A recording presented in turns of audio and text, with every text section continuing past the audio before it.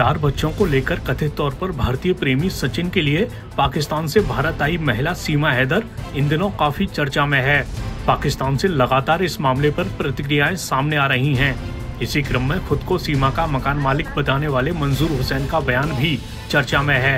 मंजूर के मुताबिक पाकिस्तान छोड़ने से पहले सीमा ने उनसे कहा था कि वो गाँव जा रही है। बताया जा रहा है कि सीमा पाकिस्तान के कराची में इसी जगह पर रहती थी। अभी भी ऐसा ही बोला, भाई हम जा रहे हैं गांव, 3-4 दिन हमारे सामान का ख्याल रखो, फिर हम वापस आ जाएंगे। गई तो फिर वापस नहीं आई। सीमा के मुताबिक एक ऑनलाइन गेम खेलते वक्त सचिन से उसकी दोस्ती हुई थी, जो धीरे धीरे प्यार में बदल गई। PUBG पे इसका कोई राब्ता हो गया, फिर ऐसे इधर चली गई तो हमने नेट से सुना तो इंडिया पहुंच गई है। हमारे को तो यही पता है। पिछले दिनों सीमा को नेपाल के जरिए बच्चों के साथ अवैध रूप से भारत में घुसने को लेकर गिरफ्तार किया गया था, जबकि सचिन को अवैध शरणार्थी को पनाह देने के आरोप में गिरफ्तार किया गया था। इन दोनों को हाल ही में एक अदालत ने जमानत दी थी। हालांकि बताया जा रहा है कि सीमा अभी भी जांच के दायरे में है। सीमा पाकिस्तान से नेपाल के रास्ते भारत होते हुए ग्रेटर नोएडा कैसे पहुंच गई? मैं पाकिस्तान से जहाज से आई थी। फ्लाइट थी मेरी, फ्लाइट दुबई की, कनेक्टेड फ्लाइट थी, दुबई से काठमांडू। तो वहीं से फिर वेन पकड़ी पोखरा से मैंने बस करके दिल्ली की कराई। 15,000 में हमारी 3 सीट बुक हुई, नेपाली 15,000, वहाँ से दिल्ली की मैंने बुक करी। तो दिल्ली से रास्ते में उन्होंने मुझे उतार दिया। वहाँ जब बॉर्डर पे थी आप तो क्या क्या पूछा गया, क्या क्या जानने की कोशिश की, या जो वहाँ पे मिलिट्री थी, जो सिक्योरिटी फोर्सेस थी, वो क्या जानने की कोशिश की आपसे? पूछा आपसे, कोई बातचीत हुई? एक ही आया था, ज्यादा नहीं आया। मतलब नेपालियों ने तो मुझसे पूछा ही नहीं, मुझसे बात ही ना करी। जब नेपाल बॉर्डर क्रॉस कर रहे थे ना, तो उन्होंने मुझसे बात भी ना करी। मतलब ऐसा, जब बॉर्डर आने से पहले जो बस का कंडक्टर था उसने हमारे नाम लिख दिए थे कि सीमा, मेरे बच्चों का। आपने अपने बच्चों के नाम क्या बताए थे? जो हिंदू धर्म है, प्रेम का, राज, परी और मुन्नी। मैंने अपना सीमा और इनका सचिन पति का बताया था।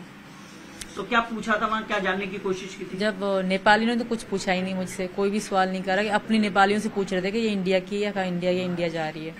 जो इंडिया का एक ही पुलिस ऑफिसर आया था, ओनली एक ही आया था। तो सब अच्छा, बहुत अच्छा था वो। उसने बस मुझसे एड्रेस पूछा, पति का नाम पूछा और मेरे बच्चों से प्यार करा था। बीमार थे ना मेरे बच्चे, सारे से गोदी में पड़े हुए थे। इससे ज्यादा उन्होंने कुछ सवाल नहीं करे। वो बहुत अच्छा इंसान था, शायद बस यही। उन्होंने कार्ड वार्ड कुछ नहीं पूछा मुझसे। हाँ, बस ऐसा पूछ रहे थे कि तुम्हारे पति क्या करते हैं या कहाँ जा रही हो? नोएडा जा रही हूँ, रब्बूपुरा में। तो इनका नाम बताया मैंने, कहा ये मेरे पति हैं, मैं वहीं जा रही हूँ। मैं ठकरायन हूँ, वो ठाकुर है। इससे ज्यादा उन्होंने सवाल ना करे। और बस सब। कितने दिन ट्रेवल रहा? आप कब चली थी पाकिस्तान से, किस तारीख को चली थी? मैं 10 मई 4 बजे चली थी। 10 मई 4 बजे। और फिर यहाँ आई है 13 तारीख को, यानी 3 दिन लगातार सफर रहा है। जी सर। तो पहले यहाँ से दुबई गई। दुबई में तो आपके पति भी थे ना? वो तो सऊदीया में है, पर मैं दुबई में थी। दुबई में मेरा फ्लाइट। इस दौरान 3 दिनों में कोई बातचीत हुई पति से? ना, इन दिनों में नहीं हुई। मैं उधर एयरपोर्ट के अंदर ही थी। एयरपोर्ट से बाहर हम गए ना, कनेक्टेड फ्लाइट थी ना, एयरपोर्ट से बाहर आउट नहीं जाने देते। तो वहीं से दूसरे जहाज में बिठा दिया।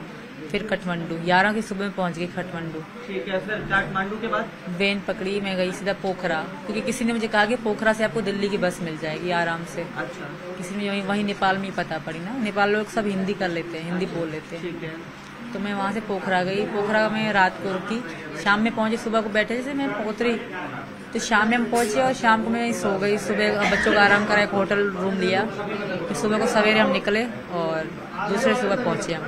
देखिए, अब लगातार एक सवाल और पूछा जा रहा है कि सीमा यहाँ पहुंच गई है, इलीगल वे से पहुंची है, अब यहाँ क्या चाहती हैं? मैं यहाँ रहना चाहती हूँ, सचिन से शादी करके यहाँ की नागरिकता बनना चाहती हूँ, क्योंकि मैं वापस नहीं जाऊँगी। मैं इनके बगैर रह नहीं सकती, पहली बात। दूसरी बात, अगर गई भी ना तो पाकिस्तान में मुझे वहाँ मार देंगे मेरे घर वाले, क्योंकि हमारे यहाँ ऐसे ही सिस्टम चलता है। जब मुसलमान से अगर कर लेना लव मैरिज और पकड़ा जाए तो उनको मार देते हैं। ये तो हिंदू है और इंडिया का है, तो सब थू तभी करते होंगे मुझ पे। कोई भी खुश ना होता होगा, सब गाली देते होंगे मुझे मुसलमान।